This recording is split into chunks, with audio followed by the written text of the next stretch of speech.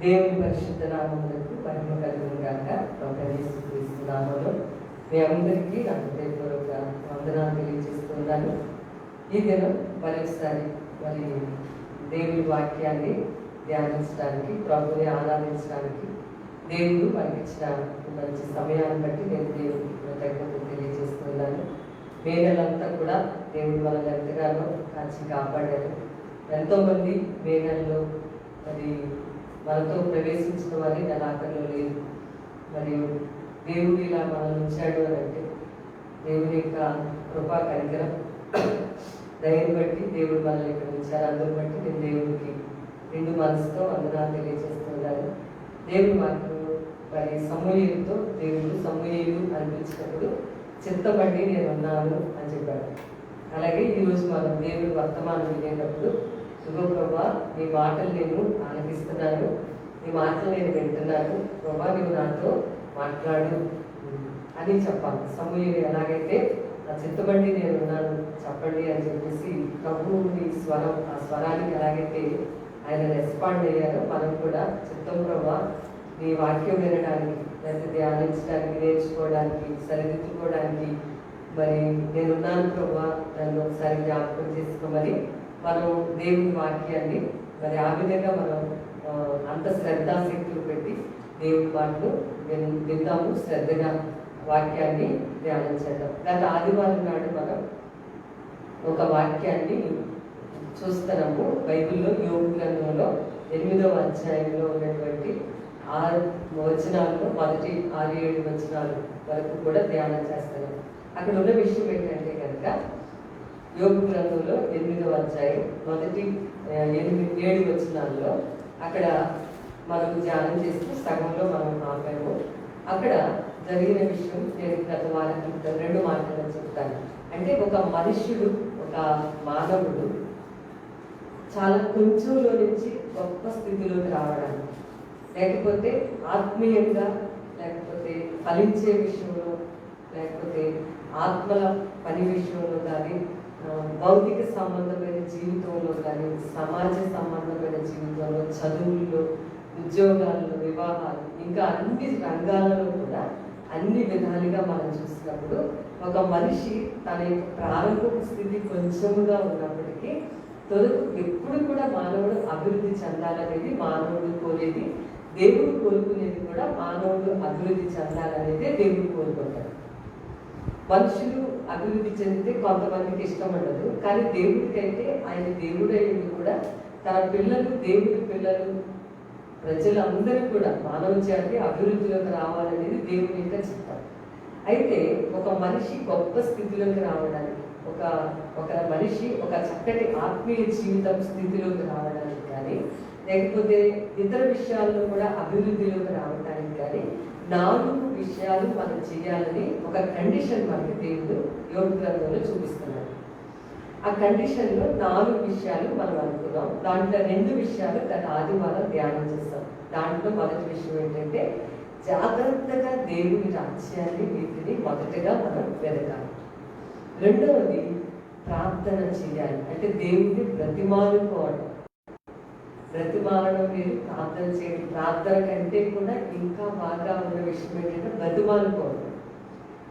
ఇవ్వండి ప్రభు అలా చేయండి అని చెప్పి చూడండి. ఇంట్లో ఎలాగైతే బ్రతిమాలుతూ ఉంటామో దేవుడిని ఆ విధంగా బ్రతిమాలడం, లేదంటే ప్రార్థించడం, కృతజ్ఞతలు చెప్పడం, యాచనలు, ఇవన్నీ కూడా ప్రేయర్ అనే పార్ట్లో ఉన్నాయి. కాబట్టి మొదటిగా 4 కండిషన్లో మొదటి కండిషన్ ఏంటంటే మహా అభివృద్ధిలోకి మేము వెళ్ళాలి, గొప్ప అభివృద్ధి మాకు రావాలి, మా పరిస్థితులు ఇప్పుడు కొంచెమే, మేము ఇంకా గొప్పగా అవ్వాలి దేవుల్లో కానీ ఏదైనా సరే. అంటే మొదటి 2 విషయాలు దేవుడు, రెండవది ప్రార్థన. 3వ విషయాన్ని, 4వ విషయాన్ని కూడా ఈరోజు ధ్యానం చేసేద్దాం. అది యోబు గ్రంథం 8వ అధ్యాయం 6వ వచనం. దాంట్లో 3వ కండిషన్, మహా గొప్పగా దీవించబడాలని, మేము గొప్పగా ఆశీర్వదింపబడాలని, దేవుడు మమ్మల్ని గొప్పగా చూడాలండి అనుకున్న మనం పాటించవలసిన 3వ కండిషన్ ఏంటంటే పవిత్రమైనటువంటి జీవితాన్ని కలిగి ఉండుట. 3వ విషయం పవిత్రత అనే మాట చూస్తున్నాం. చాలా చోట్ల బైబిల్లో పరిశుద్ధత, పవిత్రత అనే మాట చదువుతాం. లాస్ట్ మాట యథార్థత. కాబట్టి ఈ 4 పాయింట్లు, ఒకటి దేవుడిని మొదటిగా పెట్టుకోవడం, రెండవది ప్రార్థన చేసుకోవడం, మూడవది పవిత్రంగా జీవించడం, నాలుగవది యథార్థంగా బ్రతకడం. ఈ 4 విషయాల్లో మనం ఎప్పుడైతే మనం ఈ 4 విషయాలను కలిగి ఉంటామో అప్పుడు నిశ్చయంగా దేవుడు తన కను దృష్టి మన మీద పెట్టి, తన యొక్క ఆలోచన మన మీద పెట్టి, మనల్ని చాలా శ్రద్ధగా చూసి, అప్పుడు దేవుడు మన నీతికి తగినట్లుగా మన ఇంటిని దీవిస్తాడు, మన ఇంటి వారిని దీవిస్తాడు, మనల్ని అభివృద్ధిలోకి తీసుకొని వస్తాడు. ఆత్మీయ జీవితంలో అభివృద్ధి, అన్ని విషయాల్లో అభివృద్ధి కలుగుతుంది. సో 3rd పాయింట్ ఏంటంటే పవిత్రత, పరిశుద్ధంగా జీవించడం. మనం చూస్తూ ఉంటాము, మరి యేసు ప్రభు గురించి మనం ఎక్కడ విన్నా, ఎక్కడ మాట్లాడినా పరిశుద్ధుడైన దేవుడు. ఆయన పుట్టుకే పరిశుద్ధత, కన్యకు ఆయన జన్మించడం, పరిశుద్ధాత్మ చేత కన్యకు జన్మించడం, ఆయన జననమే పవిత్రమైనటువంటి పరిశుద్ధమైనటువంటి జననం. ఆయన పుట్టుక, ఆయన పుట్టుకే ఒక పవిత్రత. అంతేకాదు యెషయా గ్రంథంలో, ప్రకటన గ్రంథంలో కూడా, యెషయా గ్రంథం 6వ అధ్యాయంలో, ప్రకటన గ్రంథం 4వ అధ్యాయంలో కూడా ఏమని రాసిందంటే యెహోవా పరిశుద్ధుడు, పరిశుద్ధుడు, పరిశుద్ధుడు అని రాసింది. దేవదూతలు గాన ప్రతిగానాలు చేస్తాయి. ఏమని?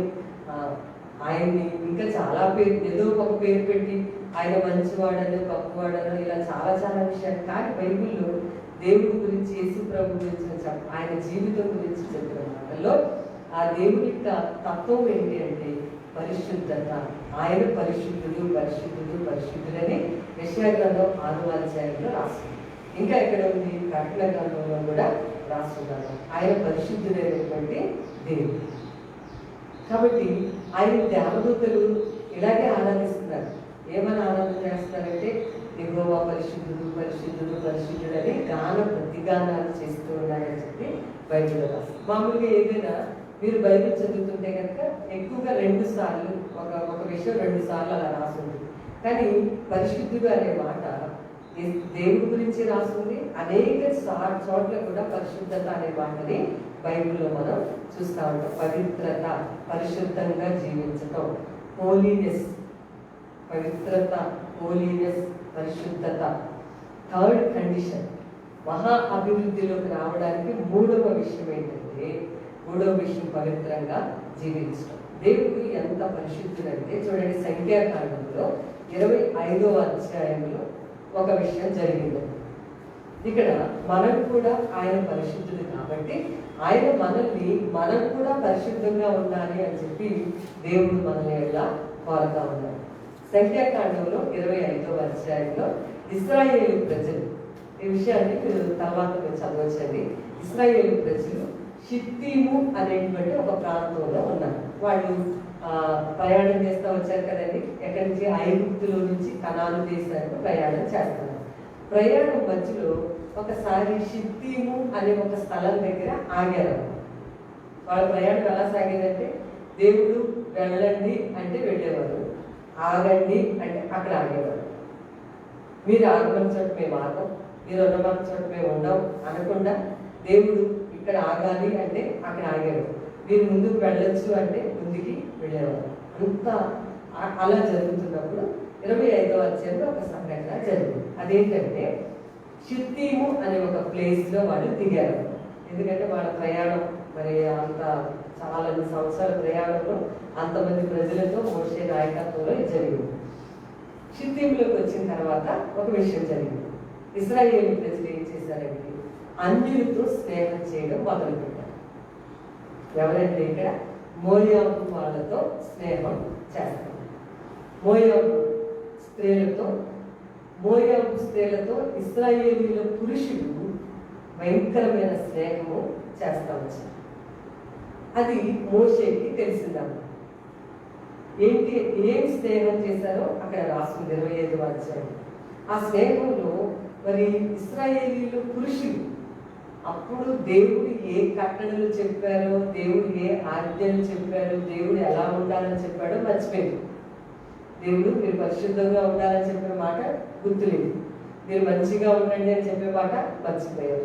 మీరు మోయాబీయులతో స్నేహం చేయొద్దు అని చెప్తే మర్చిపోయారు. అన్నీ మర్చిపోయి ఒకవేళ గుర్తుండి కూడా కావాలని ఉద్దేశపూర్వకంగా మోయాబు స్త్రీలతో ఇశ్రాయేలీయుల ప్రజలు స్నేహం చేయడం ప్రారంభించినప్పుడు అది మోషే దగ్గరికి తీసుకొచ్చి కొంతమంది చెప్పారు. మోషే గారు, మరి మన ఇశ్రాయేలీయుల పురుషుడు మోయాబు స్త్రీలతో భయంకరమైనటువంటి స్నేహ సంబంధాలు పెట్టుకున్నాడు అని చెప్పినప్పుడు అదే సమయంలో మోషేకి చాలా బాధ అనిపించి కొంతమంది పెద్దల్ని పిలిపించాడు. కొంతమంది ముందు పెద్దల్ని పిలిపించి వాళ్ళందరినీ ఇలా నిలవబెట్టాడు. జాగ్రత్తగా అందరినీ ఆ న్యాయాధిపతుల్లో పెద్దలు ఉంటారు కదా, వాళ్ళకి ఒక లీడర్, ఆ లీడర్స్ అందరినీ పిలిచి లైన్గా నిలబెట్టి మోషే చెప్తూ ఉన్నాడు అనమాట. మోషే ఏం చెప్తున్నాడంటే, మీ గ్రూపుల్లో ఎవరు మోయాబు స్త్రీలతో స్నేహం చేశారో వాళ్ళందరికీ కూడా మీరు పనిష్మెంట్ ఇవ్వాల్సి ఉంటుంది అని చెప్తా ఉంటే ఇలా ఇంకా చెప్తూనే ఉన్నాడు మోషే. ఆ ఇశ్రాయేలీయులు మగవాళ్ళందరూ అలా నిలబడి ఉన్నారు, పురుషుల్లో లీడర్స్ నిలబడ్డారు. లీడర్స్కి చెప్తున్నాడు మోషే, పలానా మోయాబు స్త్రీలతో కొంతమంది పురుషులు స్నేహం చేస్తున్నారట, వాళ్ళని తీసుకొని రావాలి, వాళ్ళకి పనిష్మెంట్ ఇవ్వండి, అలా దేవుడు చేయొద్దని చెప్పాడని మాట్లాడుతూ ఉంటే ఈ లోపు సడన్ గా ఇక్కడ ఒక వ్యక్తి వచ్చాడు. జిమ్రీ అనే ఒక ఇశ్రాయేలీయుడు, అతని పేరు ఏంటంటే జిమ్రీ. అతను ఏం చేశాడంటే ఒక ప్రక్కన చెప్తూనే ఉన్నాడు, మళ్ళీ ఇంకొక ప్రక్కన జిమ్రీ అనేటువంటి ఇశ్రాయేలీయుడు ఏం చేశాడంటే ఒక అమ్మాయిని తీసుకుని వచ్చాడు. ఆ అమ్మాయి పేరు కొజ్బీ. ఆ స్త్రీ మిర్జాను అనేటువంటి దేశానికి చెందినటువంటి స్త్రీ. మిర్జాను అనే ప్రాంతానికి, ఆ దేశానికి చెందిన అన్య స్త్రీని తీసుకొని వచ్చాడు. తీసుకుని తన ఇంట్లోకి గుడారంలోకి లోపలికి వెళ్ళాడు.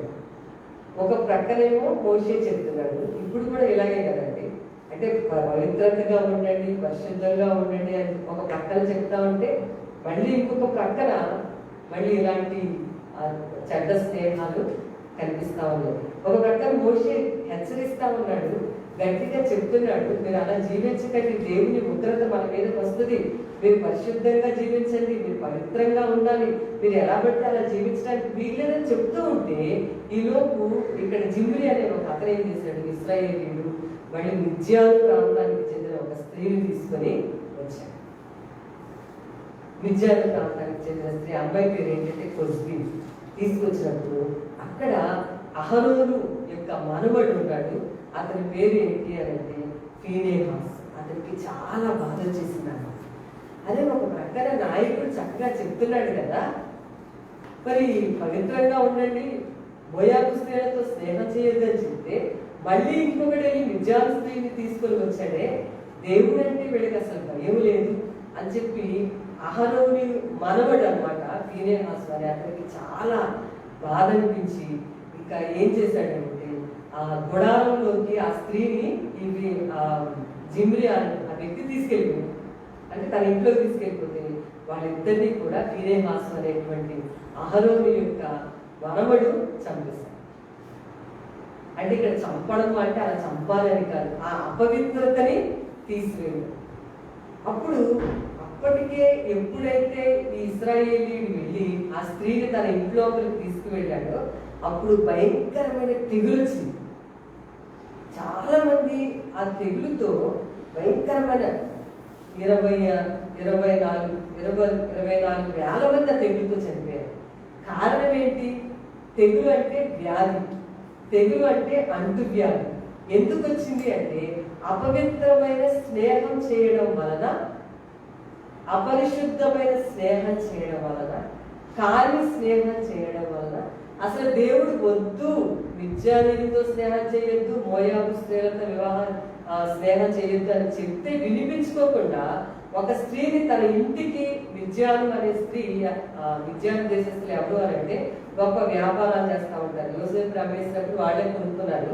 అబ్రహాము మరొక శారా చనిపోయిన తర్వాత ఒక ఆవిడ వివాహం చేసుకున్నాడు. ఆవిడ పేరు కెతూరా. ఆవిడికి పుట్టిన కొడుకుల్లో ఒక అతను అనమాట ఈ మిర్జాను అనేది. సో అబ్రహాము యొక్క సంతతే. అయితే కెతూరా అనే ఆమెను చేసుకున్నప్పుడు పుట్టినటువంటి వాళ్ళు ఆ దేశ ప్రజలు వీళ్ళు భయంకరమైనటువంటి వ్యాపారవేత్తలు, భయంకరమైన ధన మోసం చేత అనేక మందిని పట్టుకునే వాళ్ళు, ఇతరులను తంత్రాలు వేసి వాళ్ళని మరి మోసం చేసే జాతి గుంపు మిద్యాను జాతి. ఆ జాతికి చెందిన స్త్రీని ఇశ్రాయేలు జాతికి చెందిన పురుషుడు తీసుకొని ఇంటికి తెచ్చుకొని లోపలికి తీసుకొని వెళ్ళినప్పుడు ఆ దేశంలో భయంకరమైన తెగులు వచ్చింది. తెగులు అంటే అంటువ్యాధి, తెగులు అంటే ప్లేగు, భయంకరమైన వ్యాధి వచ్చింది. ఎప్పుడైనా సరే ఎందుకు వచ్చింది, ఈ ఉగ్రత మన మీదకి ఎందుకు వచ్చింది అనేది కూడా మనం గమనించుకుంటా ఉండాలి.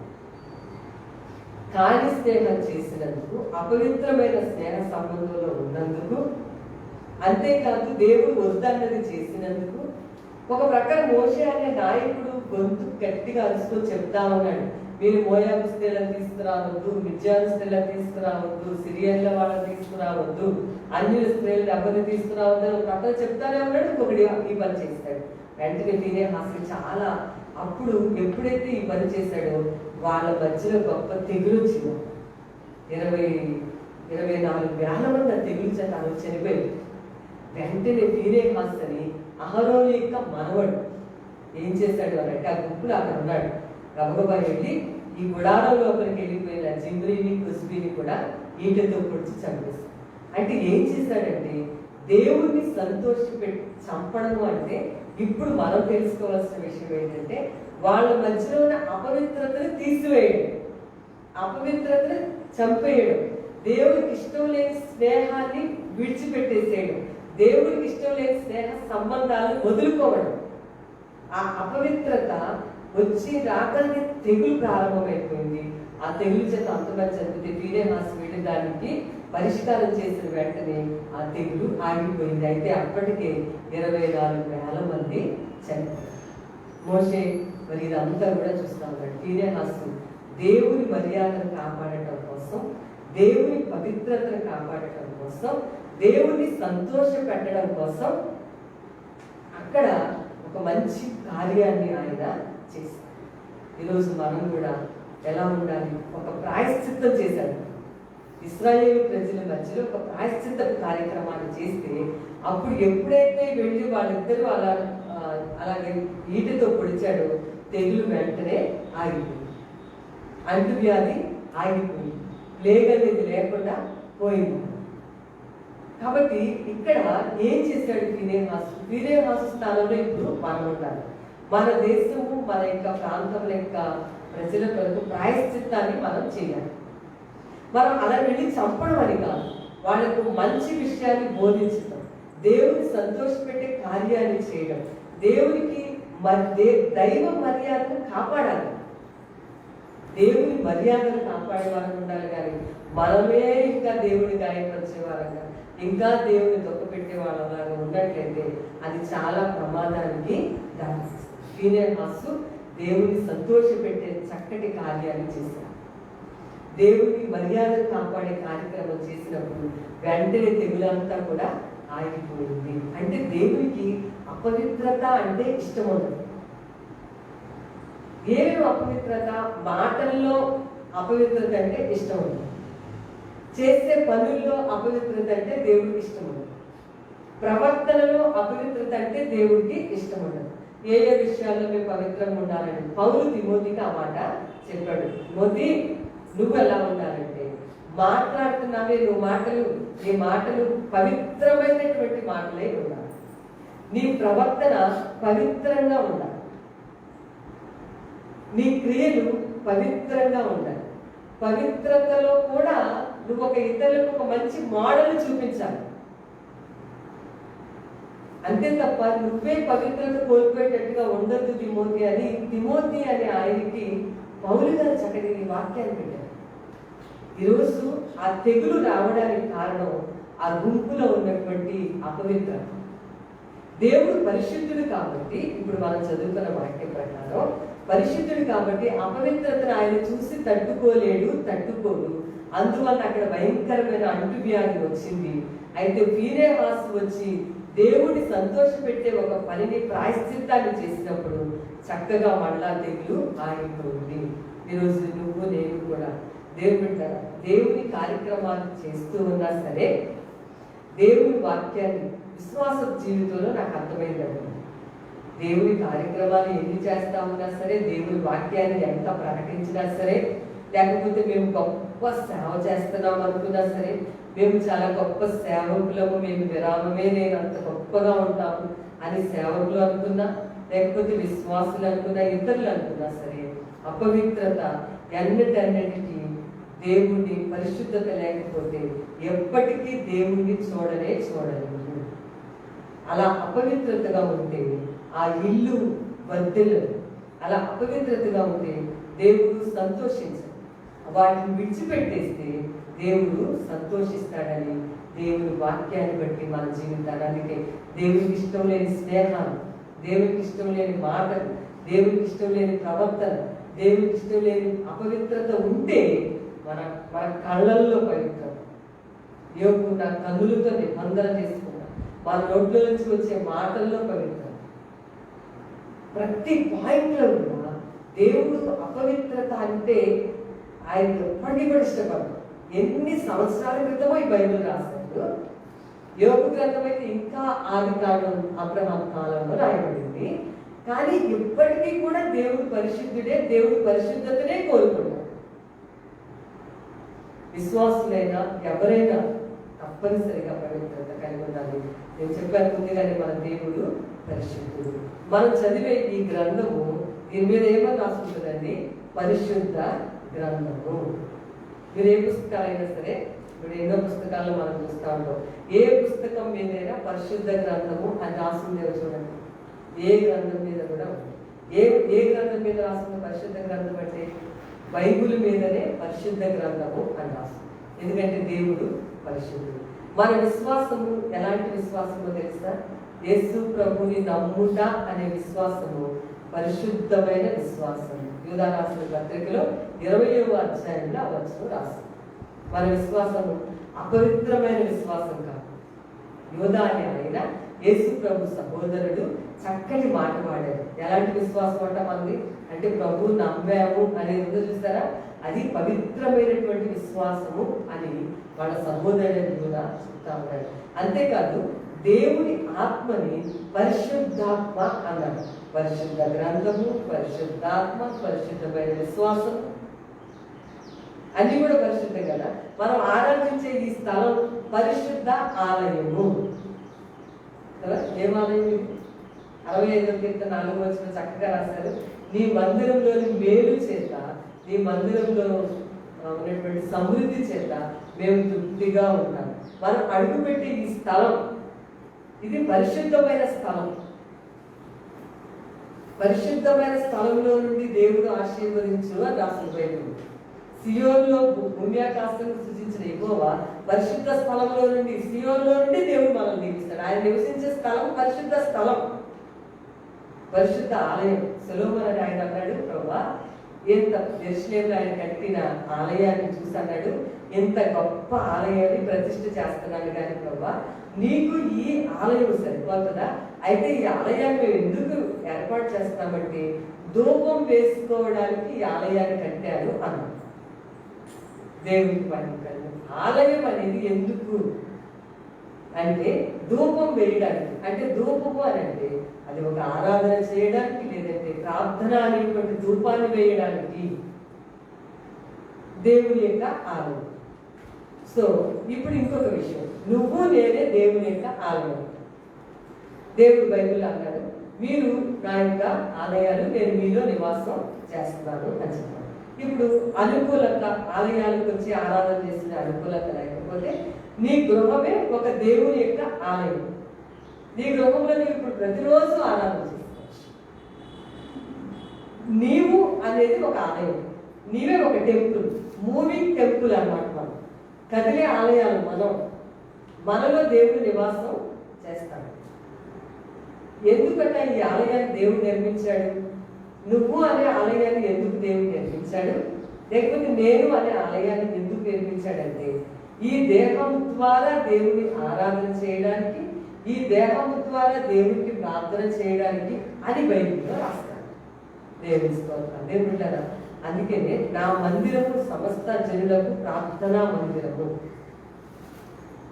ఒక ఆలయము అనే చర్చ్ అయినా, లేకపోతే ఇల్లు అయినా, లేకపోతే ఒక వ్యక్తి, ఒక మనిషి కూడా, ఒక మనిషి దేవుని ఆలయము. కాబట్టి ఆ ఆలయముని జాగ్రత్తగా మనం ఉంచుకోవాలి. లోపల జాగ్రత్తగా ఉంచుకోవాలి, బయట కూడా జాగ్రత్తగా ఉంచుకోవాలి. ఆలయాన్ని హృదయం లోపల ఉండే వాటిని, ఇష్టం లేని వాటిని తీసేసుకుంటే పవిత్రంగా ఉంటుంది ఈ ఆలయం. పైకి కూడా మనం మంచిగా శుభ్రంగా శరీర సంబంధంగా కూడా అలాగే కనిపిస్తాము. పైకి మంచిగా శుభ్రంగా కనిపించి లోపల అన్నీ పెట్టుకుంటే మానవుడికి తెలియదు, కానీ దేవుడికి అయితే అన్నీ కూడా బాగా తెలుసు. చూసారా, పరిశుద్ధ ఆలయము ఎందుకట? మేము ధూపం వేసుకోవడానికి ఆలయం. నువ్వు నేను ఎందుకు? దేవుడిని ఆరాధించడానికి. నువ్వు నేను ఎందుకున్నాము అని అంటే దేవుడికి ప్రార్థన చేసుకోవడానికి. దాన్ని దొంగలుగా ఉందా చెయ్యొద్దు అన్నాడు దేవుడు. అనవసరమైన వాటిని ఆ రోజు యేసుప్రభు జీవించిన దినాల్లో చాలా వ్యాపారాలు చేశారు. యెరూషలేము దేవాలయం, ఆ దేవాలయం వ్యాపారాలు చేసే వాళ్ళందరినీ ఆయన పంపించేశారు. ఇప్పుడు నువ్వు నేను ఏం చేయాలంటే చర్చిలో దుమ్మంతా దొరకడం అని అర్థం కాదని నీ హృదయంలో దేవుడికి ఇష్టం లేని విషయాన్ని విడిచిపెట్టావు. ఎందుకంటే నువ్వే దేవుని ఆలయాన్ని కదా, అసలు నేనే దేవుని ఆలయాన్ని కదా. కోపం ఉందా విడిచిపెట్టాను, మత్సరం ఉందా తీసేసే, అసూయ అన్ని హృదయం లోపల ఉందా, ద్వేషం పగ పెంచుకునే స్వభావం ఉందా నీలో, ఆ పగ అనే దాన్ని తీసేసేయాలి. ఈ ఆలయం లోపల ఇలా ఏమేమి ఉన్నాయో దేవుడికి ఇష్టం లేని విషయాలు, వాటిని ఒక్కొక్క దాన్ని కూడా బయటికి పంపించేస్తాం. అసూయ, కోపాలు ఇవన్నీ కూడా మనకి రోగాలు తెచ్చిపెడతాము. ఇవి మన మనసులో ఉన్నాయనుకోండి, ఎవరి మీదకి మనకు అసూయ కోపాలనే వాడు సేఫ్గానే ఉంటాడు. ఎవరైతే ఉన్నాయో మనం మాత్రం కాలిపోతూ ఉంటాం. లోపల అవయవాలని డ్యామేజ్ అయిపోతూ ఉంటాయి అన్నమాట. కోపం పెట్టుకోవడం, పగ పెట్టుకోవడం, అసూయ పెట్టుకోవడం, అసూయ కొంతమందికి బాగా. ఇవన్నీ దేవుడికి ఇష్టం లేని ఈ ఆలయంలో ఉంటే వీటిని మనం బయటికి పంపించాలి. అప్పుడు నువ్వు నేను దేవుడికి పరిశుద్ధ ఆలయాలను పొందుతాం. మనకి ఆలయం అంటే ఒక బిల్డింగే ఒకటే దృష్టి ఉంటుంది. నేనే అసలు ఒక ఆలయాన్ని అనేది ఒకసారి గుర్తు చేసుకుంటే దేవుడికి ఇష్టం లేదన్నింటినీ కూడా బయటికి పంపిస్తాం. కాబట్టి మనం ఆరాధించే స్థలం పరిశుద్ధ ఆలయము. మనం ఆరాధించే రోజు ఆదివారం రోజు యెషయా గ్రంథం 51:13 రాస్తుంది, పరిశుద్ధ దినము, ప్రతిష్ఠిత దినము, హోలీడే. అన్ని పరిశుద్ధమే కదా. పరిశుద్ధ గ్రంథము, పరిశుద్ధాత్మ, పరిశుద్ధుడైన దేవుడు, పరిశుద్ధ విశ్వాసము. ఆరాధించే రోజు పరిశుద్ధ రోజు, హోలీడే. అందుకనే 58 యెషయా గ్రంథంలో రాశారు. చాలా 7,000 సంవత్సరాల క్రితం రాశారు. ఇప్పటికీ 7,000 సంవత్సరాల క్రితం రాశారు. అప్పుడు ఏం రాశారంటే, అప్పుడే రాశారు ఆ గొప్ప విషయం. నా పరిశుద్ధ దినాన్ని ఎవరు వ్యాపారం చేయకుండా, వాళ్ళ సొంత పనులు చూసుకోకుండా నా సన్నిధికి వచ్చి నన్ను ఆరాధన చేస్తే దేశం యొక్క ఉన్నత స్థలాల మీద నేను వాళ్ళని ఎక్కిస్తాను అన్నాడు. దేవుని స్తోత్రం. మనం ఏం చేస్తుంటామంటే, ఇప్పుడు సంఘంలో తెరవబడకపోతే మన గృహాల్లో మనం ఆరాధన చేస్తాం. మన సొంత పనులు చేసుకోవడం కాదు, సొంత వ్యాపారాలు చూసుకోవడం కాదు, సొంత ఇంటి పనుల కోసం పరుగు తీయడం. పరిశుద్ధ దినం రోజు, ఆదివారం రోజు తప్పనిసరిగా ప్రభుని ఆరాధించేందుకు ఎక్కడ ఉంటే అక్కడే ఆరాధన చేసుకోవచ్చు. అలా చేస్తే దేవుడు నిన్ను దేశం యొక్క ఉన్నత స్థలాలను నిలబెడతాడు. మనం ఏం చేస్తా ఉంటారు, ఎక్కువ మంది అమ్మాయి ఆదివారం దొరికిందని రావడమే ఆలస్యంగా ప్రేమిస్తారు. ఇక తర్వాత వంటలు మొదలుపెట్టి వంటలు చేస్తూ ఉంటారు. ఇక రోజంతా ఆదివారం అవకాశం ఉన్నప్పుడేమో ఆఖరి అరగంటలో కనిపిస్తారు. ఇప్పుడు అవకాశం లేదు కాబట్టి ఇంకా తినే కార్యక్రమం, వండే కార్యక్రమాన్ని పెంచుతూ ఉంటారు. మీకు ఆదివారం మందిరాలు ఇప్పుడు తెరవబడకపోయినా మీ గృహాల్లో మీరు ఖచ్చితంగా ఆ సమయాన్ని పాటిస్తూ దేవుని ఆరాధన చేయండి. దేశం యొక్క ఉన్నత స్థలాలను నువ్వు లెక్కించబడాలి, నీ పేరు గొప్ప చేయబడాలి అని అంటే యెషయా భక్తుడు ఆ రోజు ప్రవచించాడు, నువ్వు తప్పనిసరిగా నువ్వు దేవుని ఆరాధన చేయాలి. పరిశుద్ధ దినము. అంతేకాదు, దేవుడు పరిశుద్ధులు అవ్వడానికే దేవుడు మనల్ని పిలిచాడని దేవుడి వాక్యంలో రాస్తాడు. ఇంకా ఏంటంట, పరిశుద్ధంగా జీవించడమే దేవుడి చిత్తం అంట. ఎలా బట్టి అలా ఉండండి, పర్వాలేదు, మీ ఇష్టం వచ్చినట్టుగా జీవించండి, ఎంజాయ్ చేయండి జీవితం అనట్ల దేవుడు. మీరు పరిశుద్ధంగా జీవించడమే నాకు ఇష్టము అన్నాడు. అన్నిటికంటే ముఖ్యమైనటువంటి విషయం ఏంటంటే పరిశుద్ధులుగా ఉండటానికి దేవుడు మనల్ని పిలిచాడు. పరిశుద్ధంగా ఉండకపోతే మనం అన్నిటికీ దేవుడిని చూడలేము. నువ్వు బాప్తిజం తీసుకున్నా, నువ్వు మారుమనసు పొందావు, బాప్తిజం తీసుకున్నావు, చర్చికి వెళ్తావు, ఇష్టమైతే వెళ్తావు, ఇష్టం లేకపోతే వెళ్తావు. ఇష్టమైతే ఆరాధన చేసుకుంటావు, ఇంట్లో అవకాశం ఉంటే, ఇష్టం లేకపోతే ఆరాధన చేసుకో, లేకపోతే ఏమో పనులు పెట్టుకొని పనులు చేసేస్తా ఉంటావు. అయితే నువ్వు పరిశుద్ధతగా లేకపోతే దేవుడిని అసలు చూడలేవు. ఇవన్నీ చేస్తున్నా సరే నీవు దేవుడిని చూడలేవు, ఎందుకంటే నువ్వు పరిశుద్ధత అనేది నీళ్ళు లేకపోతే జీవించలేవు అనే విషయాన్ని జ్ఞాపకం చేస్తాను. అయితే అలాగండి మాకు పరిశుద్ధంగా జీవించడం మరి మాకు ఇష్టమే అనుకుంటే దేవుని వాక్యంలో తెస్సలోనికైలకు రాసిన మొదటి పత్రికలో 5వ అధ్యాయం 23వ వచనంలో రాస్తుంది, సంపూర్ణముగా దేవుడే మనల్ని పరిశుద్ధపరచును అని రాస్తుంది.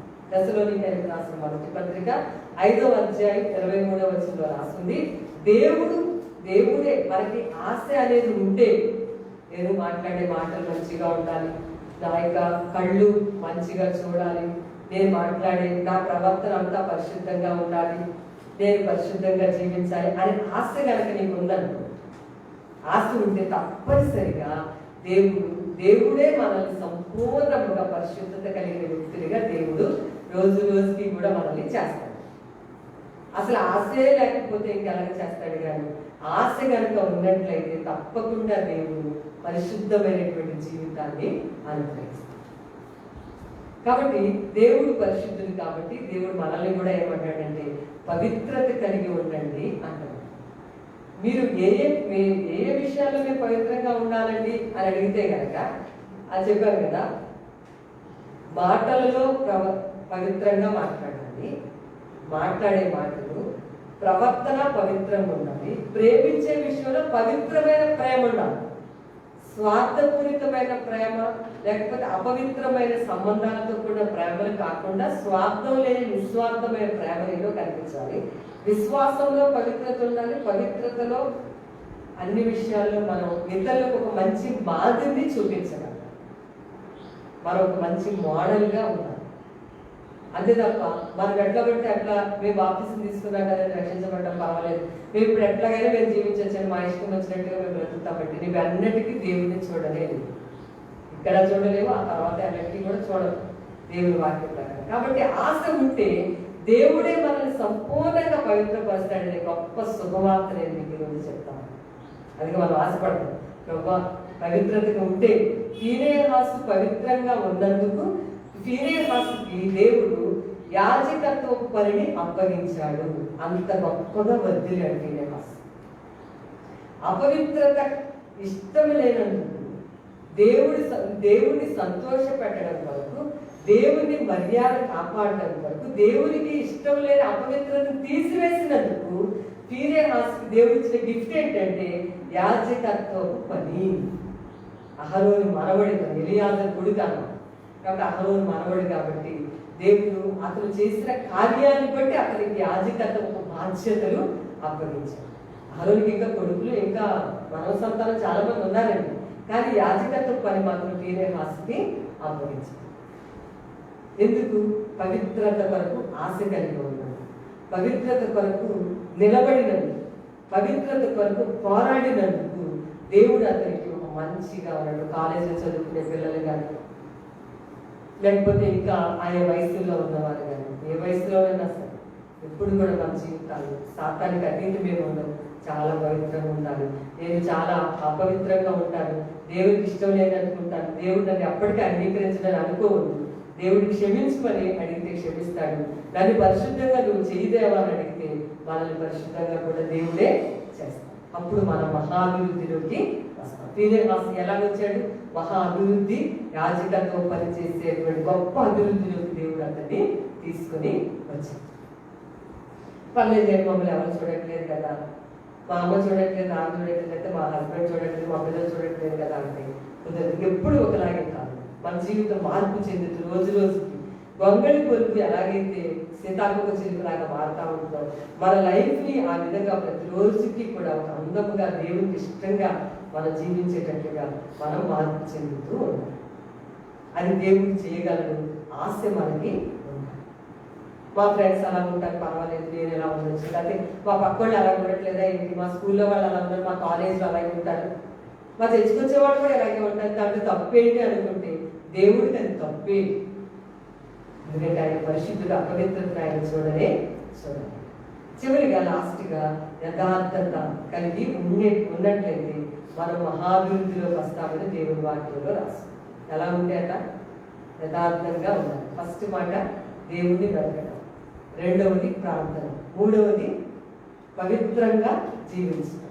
అంటే నీకు మహాభివృద్ధి కావాలంటే, గొప్పగా నీవు ఆత్మ విజయ విషయంలో ఇతర విషయాల్లో కూడా ఉండాలి అనుకుంటే, గొప్పగా ముగింపు చక్కగా ఉండాలి అనుకుంటే, ఈ 4 విషయాల్ని ఒక 4 పిల్లర్స్ అనుకోండి, చక్కటి పిల్లర్స్ బాగుంటేనే బిల్డింగ్ బాగుంటుంది. ఈ బేసిక్ విషయాలు మనం పాటించినట్లయితే మహాభివృద్ధిని తప్పకుండా దేవుడి మనకి అనుగ్రహిస్తారు. లాస్ట్ ఏంటంటే యథార్థత. యథార్థత విషయంలో బైబిల్ ఎంత మంచి మాట రాస్తుందంటే, దేవుడు మానవులందరినీ యథార్థవంతులుగానే చేశాడట. అసలు చేయడు. ఇంగ్లీష్లో అప్రైట్ అని రాస్తుంది. అంటే దేవుడు మానవుని సృష్టించినప్పుడు అందరినీ మంచిగా యథార్థవంతులుగా చేశాడు. కానీ వాళ్ళు వివిధ తంత్రాలు కల్పించుకున్నారంట. దేవుడు ఎలా చేశాడు? కొంతమంది బాగా దేవుడు విషయంలో, ఆ దేవుడు తెలియదేంటండి, దేవుడు తెలియకుండానే ఇలాగ అవుతుంది ఏంటండి, దేవుడికి అన్ని తెలుసులేండి, దేవుడికి ఏం తెలుసు అంటే యథార్థంగా ఉండండి అని చెప్పడం వరకు తెలిసాడు. అయితే మానవులు మెనీ స్కీమ్స్ అని రాశారు, వివిధ తంత్రాలు కల్పించుకున్నారు. మెనీ స్కీమ్స్ అంటే ఇంగ్లీష్లో వివిధమైన తంత్రాలు అనే మాటని మెనీ స్కీమ్స్ అని రాశారు.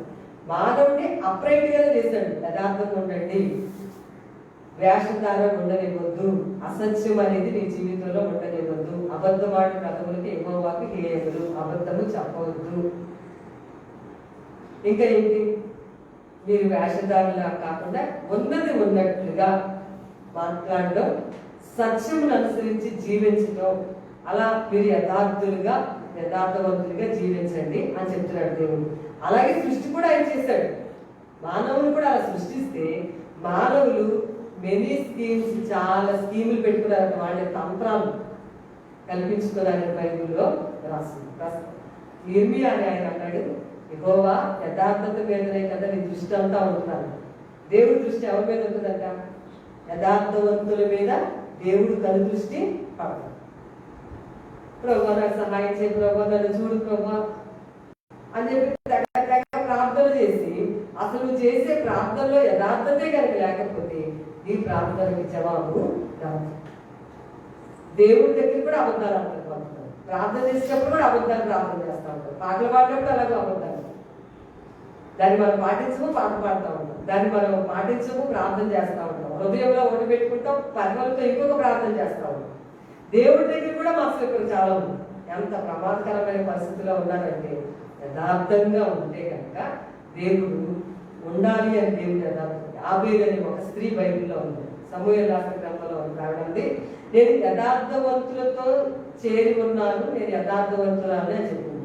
అంటే నీకు స్నేహితులు మంచివారు, యథార్థవంతులు, యథార్థంగా మాట్లాడేవారైతే నీకు కూడా అలాంటి అలవాట్లు వస్తూ ఉంటాయి. నీ స్నేహితులు యథార్థత లేని వాళ్ళలో నువ్వు చేరిక అయి ఉంటే, ఆ గుంపులో నువ్వు ఉన్నట్లయితే నీ ప్రవర్తన కూడా యథార్థత లేకుండానే చాలా కష్టమండి. ఇప్పుడు అబద్ధాలు ఆడటం చాలా, ఆడకుండా ఉండటం చాలా కష్టమండి. అబద్ధాలు ఆడితేనే అల్లాపోతున్న ముందుకి, అబద్ధాలు ఆడకపోతే ఎలాగండి అనుకుంటాం. నిజం చెప్పి చూడండి, ఇంకా అంతకంటే ఎంత గొప్పగా దీవించబడతారో అర్థమవుతుంది. నిజంగా హృదయంలో ఉన్నదాన్ని దేవుడికి చెప్పి చూడండి. ప్రార్థనలు అబద్ధాలు ఆడతారు, బయటికి అబద్ధాలు ఆడతారు, అంత ఎక్కువ వేషధారణ అనమాట. ఈ మధ్యన గ్లోబల్ ప్రేయర్ డే వచ్చింది కదండి. ఆ గ్లోబల్ ప్రేయర్ డే రోజున ఒకసారి ప్రేయర్ పాయింట్ ప్రేయర్ చేసేవాళ్ళు. ఆ ప్రేయర్ పాయింట్ ఏంటంటే, విశ్వాసులు యథార్థంగా ఉండాలి, సేవకులు యథార్థంగా ఉండి సేవ చేయాలి. అది ఒక ప్రేయర్ పాయింట్. సేవకులు యథార్థంగా సేవ చేయాలి, విశ్వాసులు ఎవరైనా మనం యథార్థవంతుడిగా జీవించాలని దేవుడు మనం పిలుస్తా ఉన్నాడు. నువ్వు యథార్థంగా ఉంటే మహాభివృద్ధిలోకి వస్తావు. అక్కర్లేదనుకుంటే నువ్వు నీ ఇష్టం. అది దేవుడు బలవంతం చేయడు. ఆబేలు స్త్రీ అంటుంది, నేను యథార్థవంతులతో స్నేహం చేస్తాను, నేను యథార్థంగానే చెప్తున్నానని యోగతో మాట్లాడు. దావీదు ఏమన్నాడు చెప్పమంటారా? సమూయేలు రాసిన 2వ గ్రంథంలో చాలా అద్భుతంగా మాట్లాడాడు. యథార్థవంతులు. చూడండి, సమూయేలు రాసిన 2వ సమూయేలు 22వ అధ్యాయం 22వ అధ్యాయంలో 24వ వచనం చూడండి. దోషక్రియలు నేను చేయనొల్లకుంటిని, ఆయన దృష్టికి యథార్థుడనైతిని, కావున నేను నిర్దోషుడై ఉండుట యెహోవా చూచెను. తన దృష్టికి కనబడిన నా చేతుల నిర్దోషత్వమును బట్టి నాకు ప్రతిఫలం ఇచ్చెను. దయగల వారి ఎడల నీవు దయ చూపించుదు, యథార్థవంతుల ఎడల నీవు యథార్థవంతుడుగా ఉండువు. సద్భావం గలవారి ఎడల నువ్వు సద్భావము చూపుడు, మూర్ఖుల ఎడల నీవు వికటముగా ఉండువు. దావీదు మహారాజు ఆయన రాజుగారు ఏమంటున్నారు? ఇందాక ఒక స్త్రీ అంటే నేను యథార్థంగా ఉంటాను, యథార్థవంతులతో స్నేహం చేస్తున్నాను. దావీదు మహారాజు అంటాడు, ప్రభువా నేను ఎట్లా నిర్దోషంగా ఉన్నానో నువ్వు చూసావు. నేను ఎంత యథార్థంగా ఉన్నానో నీ దృష్టికి, ఎంత మంచిగా చెప్పాడు కదా, దోషక్రియలు నేను చేయలేదు ప్రభువా, నీ దృష్టికి నేను యథార్థవంతుడిగా ఉన్నాను అని చెప్పి. మనం ఎవరి దృష్టికి యథార్థవంతులుగా ఉండాలి? దేవుని దృష్టికి యథార్థవంతులుగా జీవించాలి. మామూలు వాళ్ళు చూడట్లేదు, వీళ్ళు చూడట్లేదు అనుకుని మన ఇష్టం వచ్చినట్టు జీవించడం కాకుండా మనం దేవుని దృష్టికి దావీదు యథార్థవంతుడనయ్యాను ప్రభువా, నీవు యథార్థవంతులకు యథార్థవంతులుగానే ఉంటావు కదా ప్రభువా, మూర్ఖుల ఎడల నువ్వు వికటంగా ఉంటావు, మూర్ఖుల యొక్క మూర్ఖత్వాన్ని బట్టే నువ్వు అలాంటి వాళ్ళకి అలాంటి కార్యాలు జరుగుతాయి, అయితే నేను యథార్థవంతుడిగా నీ దృష్టిలో నేను ఉన్నాను కదా ప్రభువా అన్నాను. దేవుని స్తోత్రం. ఎవరి దృష్టికి యథార్థవంతులుగా జీవించాలి మనం? దేవుని దృష్టికి యథార్థవంతులుగా. మనకి ఎప్పుడు ఈ పక్కన వాళ్ళు ఏమనుకుంటారు, ఎదురాళ్ళు ఏమనుకుంటారు, వెనకాల ఏమనుకుంటున్నారు, వీళ్ళు ఏమనుకుంటున్నారు, మన గురించి గొప్పగా చెప్పుకుంటారో లేదో అని మనకి తాపత్రయం చాలా ఎక్కువ. చాలా మంది ప్రజలకు ఇదే తాపత్రయం. వాళ్ళ గురించి గొప్పగా చెప్పుకుంటారా, వాళ్ళ గురించి గొప్పగా అనుకుంటున్నారో లేదు, నేను చాలా గొప్ప కార్యాలు చేస్తానని చెప్పుకుంటాను లేదు, నేను గొప్ప సేవ చేసేస్తాను అనుకుంటున్నాను లేదు అనుకుంటావు. కానీ నీవు అసలు దేవుడి దృష్టికి ఇష్టంగా సేవ చేస్తున్నావా? దేవుడి దృష్టికి ఇష్టంగా జీవిస్తా ఉన్నావా? యథార్థంగా ఉంటే యథార్థవంతులకి దేవుడు యథార్థంగానే ఉంటాడు. చిన్న పిల్లల దగ్గర నుంచి పెద్దవాళ్ళకి చనిపోయే వయసు వచ్చినా సరే యథార్థత విషయంలో చాలాసార్లు మానవుడు ఫెయిల్ అవుతాయని దేవుడు యథార్థ అప్రైట్గా చేసే పీపుల్ని, కానీ చాలా తంత్రాలు వాళ్ళు కల్పించుకున్నారని దేవుని వాక్యంలో రాసు. కాబట్టి మనం యథార్థవంతులుగా ఉండాలి, యథార్థంగా మాట్లాడాలి, హృదయం లోపల యథార్థంగా ఉండాలి, సిన్సియర్గా ఉండాలి. వేషధారణ ఉండకూడదు, లోపల ఒకటి పెట్టుకుని బయటకు ఇంకొకటి ఉండకూడదు. ఆహాబు వాళ్ళ భార్య ఇలాగే యథార్థతను కోల్పోయి సత్యాన్ని విడిచిపెట్టేశారు, కుటుంబం అంతా నాశనం. అలానే సఫీరా యథార్థత పేదలతో రెక్టల్గా అబద్ధాలు చెప్పారు. ఎంతకేనంటే అవును ఇంతనే, అలా మొత్తం ఫ్యామిలీ అంతా కూడా నాశనం అయిపోయారు. కారణం ఏంటంటే ఇప్పుడు అలా అవ్వరని అనుకోబాకండి. దేవుడు లైన్గా పెట్టి ప్రతి దానికి జడ్జిమెంట్ చేస్తాడని బైబిల్లో రాసి. కాబట్టి యథార్థంగా ఉన్నట్లయితే కనుక దేవుడు మనల్ని ఇంకా బలపరుస్తాడు. యథార్థవంతులకి చీకట్లో వెలుగు పడుతున్నాడు, యథార్థవంతులకి దేవుడు గొప్ప వాత్సల్యత చూపిస్తాడు రాసు. యథార్థవంతుల్ని బలపరుస్తాడు. యథార్థవంతులకి యథార్థతే రాజమార్గం. ఎంత బాగుంది సార్, ఎన్ని మాకు చాలా ఉన్నాయి. యథార్థవంతులకి గొప్ప వాత్సల్యం, యథార్థవంతులకి చీకట్లో వెలుగు వచ్చిందంట. ఎన్ని మాటలు, యథార్థవంతులు గుడారాలు వర్ధిల్లుతాయట, వాళ్ళ ఇల్లు వాళ్ళ పిల్లలు వర్ధిల్లుతారు. యథార్థవంతులకి 2 లక్షణాలు అంటే వాళ్ళు దేవుని భయభక్తులు కలిగి ఉంటారు. యథార్థవంతులకు ఉండే ఒక లక్షణం ఏంటంటే ఇతరుల పట్ల దయగా ఉంటారని రాస్తుంది బైబిల్. కఠినంగా ఉండేవాళ్ళు యథార్థవంతులు కాదు. ఎదుటి మనిషిని నువ్వు ఎలా కనిపెట్టొచ్చండి, మేము యథార్థంగా ఉండాలి, అసలు వాళ్ళు చెప్పింది నిజమో కాదో ఎలాగంటే వాళ్ళకి 2 క్యారెక్టర్లు ఉందండి బైబిల్లో. వాళ్ళు దయగా ఉంటారు ఇతర పట్ల, వాళ్ళు దేవుని యొక్క భయభక్తులు కలిగి ఉంటారు. వాళ్ళకి ఉండే లక్షణాలు ఈ 2 లక్షణాలు ఉంటాయి. యథార్థవంతులుగా ఉంటే మన గుడారాలు వర్ధిల్లితే మనం బలపరుస్తాడు దేవుడు, మనకి చీకట్లో వెలుగు పడుతుంది, గొప్ప వాత్సల్యత పడుతుంది, దేవుడు మనం రక్షిస్తాడు, యథార్థవంతులు బలపరుస్తాడు. ఎన్ని మాటలు రాస్తున్నాయండి యథార్థత గురించి, చాలా ఉన్నాయన్నమాట. ఒక రోజు అంతా మెసేజ్ చెప్పినా యథార్థత గురించి బైబిల్ తేవాలి, 2 నిమిషాలు రాశారు బైబిల్. అవునంటే అవును, కాదు అంటే కాదు. చాలా మంది ఇంట్లో వాళ్ళతో యథార్థంగా ఉంటారు, కొన్ని దాచేస్తూ ఉంటారు. చాలా మంది పిల్లల దగ్గర యథార్థంగా ఉంటారు, కొంతమంది పెద్దలే యథార్థవంతులుగా ఉంటారు. ఇంట్లో భార్య భర్తల మధ్యలో యథార్థత కనిపించదు చాలా చోట్ల. పిల్లల విషయాలు యథార్థంగా ఉండదు, పిల్లలు యథార్థంగా ఉండరు, మోసం, దాచుకోవడం, ఇవన్నీ కూడా దేవుడికి అసహ్యమైనటువంటి కాదు. కాబట్టి రెండు మాటలు ఉంటారు. ఒకటి పవిత్రత, రెండవది చాలా ఇంపార్టెంట్. యేసు ప్రభుని నమ్ముకోవడం అంటే బాప్తిస్మం యేసు ప్రభు బాప్తిస్మం తీసేసుకుని అయిపోయింది కాదు, అసలు అప్పుడే మొదలైంది నీకు అసలు జీవితం. అప్పుడు పుట్టేవన్నమాట. పుట్టిన పసిపిల్ల ఎలా ఉంటుంది అలాంటి దారిలో అతనికి అప్పటి నుంచి వెతుకుతూ ఉండాలి. రోజు రోజుకి కూడా మహాభివృద్ధిలోకి రావాలంటే దీన్ని పాటించాలి.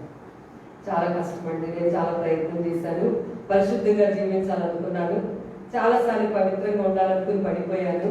చాలాసార్లు నేను కూడా అనుకునేదానండి యథార్థంగా ఉండాలి అనుకున్నాను, కానీ నేను ఉండలేకపోతున్నాను అని అనుకుంటే దేవుడు ఒక మంచి విషయాన్ని చెప్తున్నాడు. ఏంటి అంటే, ఒకటి, నీతిమంతులు 7 మార్లు పడినా తిరిగి లేస్తారు. నీకు యథార్థంగా ఉండాలని ఆశ ఉంటే, పవిత్రంగా జీవించాలని ఆశ ఉంటే, ఒకవేళ నువ్వు పడినా దేవుడిని మళ్ళీ లేపుతాడు. దేవుడు నువ్వు నన్ను పవిత్రంగా చేయి ప్రభా, యథార్థంగా చేయి ప్రభా, నువ్వు ప్రార్థన చేస్తున్న ఆశతో అడుగుతా ఉన్నట్లయితే దేవుడు సంపూర్ణంగా నిన్ను ఆ విధంగా మార్చగలిగిన సమర్థుడు. ఒకవేళ నీకు ఈ యథార్థత విషయంలో, పవిత్ర విషయంలో తప్పిపోయి ప్రయత్నం చేసి తప్పిపోయి ఎన్నిసార్లు నువ్వు తప్పిపోతున్నా నీ హృదయాన్ని దేవుడు క్షమించడు అనుకోకు.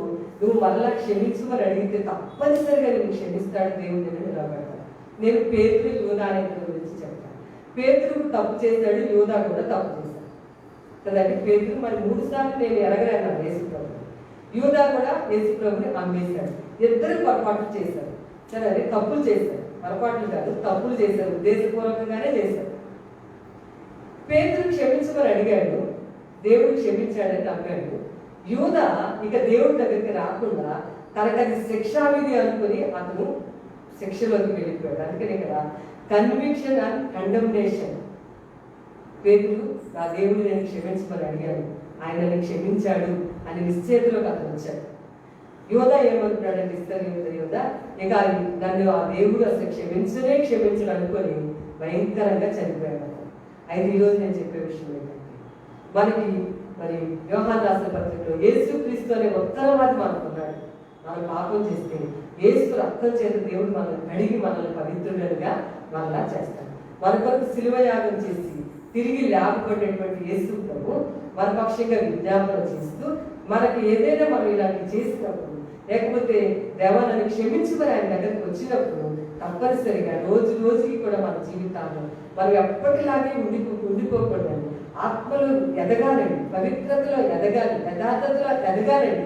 ప్రతిరోజు యథార్థతలో ఎదగాలి, పవిత్రతలో ఎదుగుతూ ఉండాలి మన జీవితాన్ని. దేవుడు అప్పుడు నీకు తప్పకుండా నేను ఇంకా క్షమించనని కానీ, నేను ఇంకెప్పుడు నీకు చాలా గట్టి పనిష్మెంట్ ఇస్తానంట.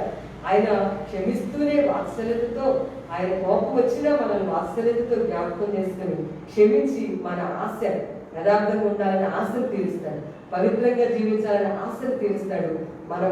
మన కొరకు యేసు ప్రభు అనే ఉత్తరవాదం శిలువ యాగం చేసిన ఆయన, మన పాపాలని శిలువలో సహించి ఓర్చుకున్న ఆయన మనకున్నాడు. అందుకే నిరాశలో ఉండిపోకూడదు. అదే జరిగిపోయిన ఆ పాపపు విషయాలని హృదయంలో పెట్టుకొని దేవుడు నన్ను ఇంకెప్పటికీ క్షమించడు అనుకోవద్దు. వాటిని ఒప్పుకొని విడిచిపెట్టేసేయండి. దేవుడు మిమ్మల్ని పరిశుద్ధంగా యథార్థంగా ఆయన అడిగితే ఆయనే నేను సంపూర్ణంగా పవిత్రతలోకి, పరిశుద్ధతలోకి, యథార్థతలోకి తీసుకొని వస్తాడు. మన పుట్టుకతోనే అలా పుట్టాం.